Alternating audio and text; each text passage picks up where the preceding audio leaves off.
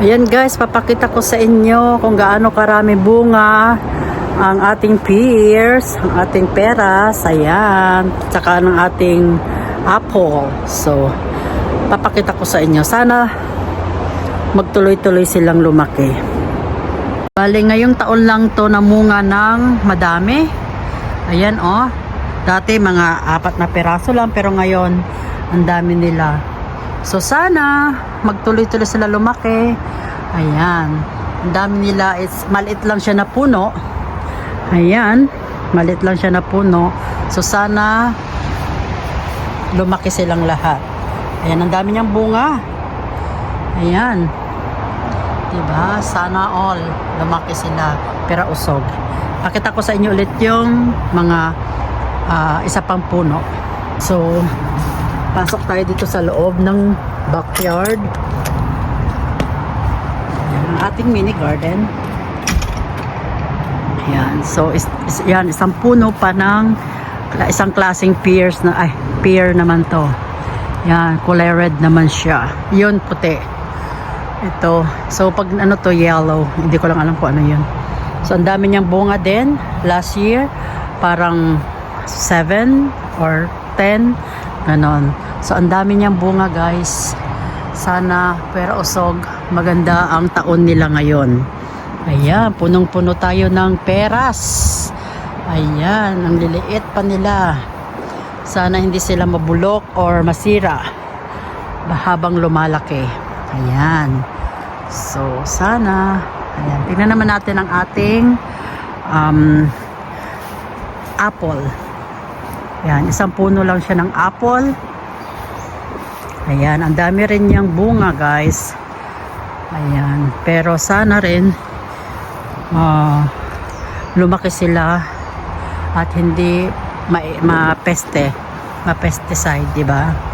Kasi minsan pag summer na, ayan na, marami ng mga pesticide na kumakapit. Sabi ko nga, i-sprayhan ng sabon habang sila'y lumalaki para hindi kumapit yung mga yung mga insekto. Diba? Ayan, oh, dami nila, oh. Dami. Ayan. So, by summer, mga August, September, mayroon na tayong harvestin na apples and pears. Meron tayong mga peras. Ayan. So, sana. Tapos, ayan, meron tayong yung nakikita niyong green na dahon na mas parang yellow green. Yan po ay grapes. Green na color niya. Green grapes. Tapos, dito pag summer, tatanggalin na to kasi table po yan pang picnic. So, meron tayong chair and then long table pang picnic. Ito ang ating mini garden. Ayan, so meron tayong isang katerba na pechay. Tapos basta na lang tumutubo na mga potatoes. Ang daming potatoes. Yung makikita nyo malalaki. Basta sumulpot na lang, hindi namin tinanim yan. Ayan, so potatoes. Ayan, tapos maraming kalabasa na tumubo na lang din bigla ng dami-dami. Ayan. Potatoes everywhere. Then may beans. May mga tumubo rin na beans. Ayan. Maraming beans din. Ayan. Nawala yung okra ko. Hindi ko alam kung ano na yung okra dyan. Ayan. Kasi tumubo na yung mga ating mga potatoes. Kahit saan. Saan na lang. Tapos mayroon din akong wala nga yung ano ko, cucumber ko. Hindi tumubo. Kasi minsan hinahalo kayo ng mga raccoon. Ayan, zucchini.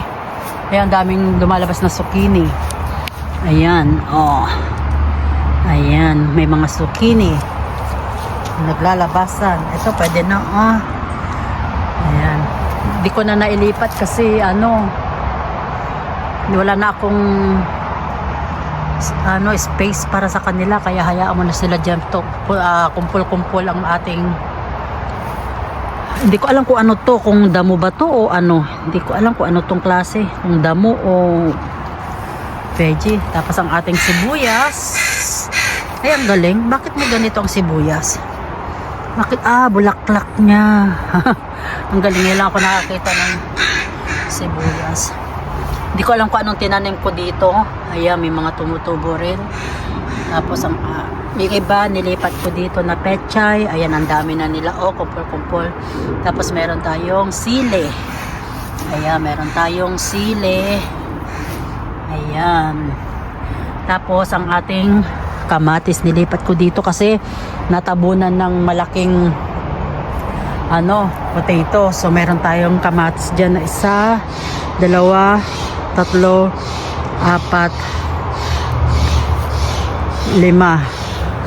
5 na kamatis kabayo ka. Ay, 5 na kamatis. O, 4 lang pala.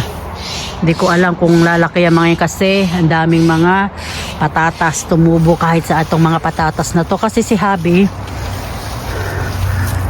dito na tinatapon yung mga basta inaano niya dyan sa lupa. Binabaon niya sa lupa kapag yung mga yung mga hindi na pwedeng kainin.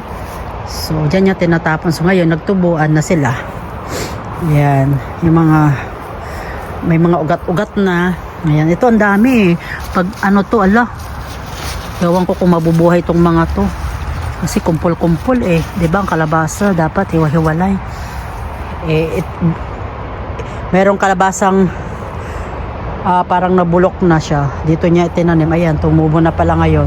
Tinanim niya last year actually. Tapos ngayon, ayan. Sabi ko gawa kami ng compost dito. Ayan. Kaso may mga tumutubo din. May mga tumutubo din Kaya sabi ko dapat dito ang compost natin nakaseparate para dito sila hindi yung doon na lang, di ba, lahat. So, ayan. Tignan natin kung anong mangyayari sa ating garden. At ang ating grapes na kulay purple, ayan, nandyan siya. Tapos meron tayong green doon, ayan. So matamis po yun. Ito medyo maasim. So thank you for watching, guys. Ayan. Ito ang ating backyard. Ayan. Ang ating mini garden. Ayan. So meron din tayong blueberries. Ayan. Ito ang dami din. Maliliit na puno pero kung mamunga ang dami-dami. Ayan, mga blueberries. Ayan, tapos meron tayong ano ba to? Hindi ko na alam kung ano tong berries na to. Ayan, ang dami niyang bunga, maliliit. Ayan, guys.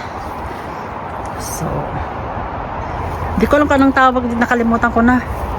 Ito yung berries na yung madali lang mahinog. Yan, dami sang katerba doon. Hanggang doon sa labas. So, sana, marami tayo maani ngayong summer. Yes. So, ayan guys. Next vlog natin dito is sa summer na ang ating garden. Kung ano na ang mga kinalabasan. Okay? Ayan, so, thank you for watching, guys. Yan, the before and after ng ating mga veggies. So, ayan. Kaya kailangan natin magtanim-tanim para makabawas. Lalo na ang ating mga gulay-gulay kasi mahal na rin ang gulay ngayon. So, hanggat may lupa, taniman natin. Diba? Ayan, puro fruits. Masipag si Habi na magtanim Kaya, ayan, napapakinabangan na ngayon. Diba? So, thank you for watching, guys. Bye!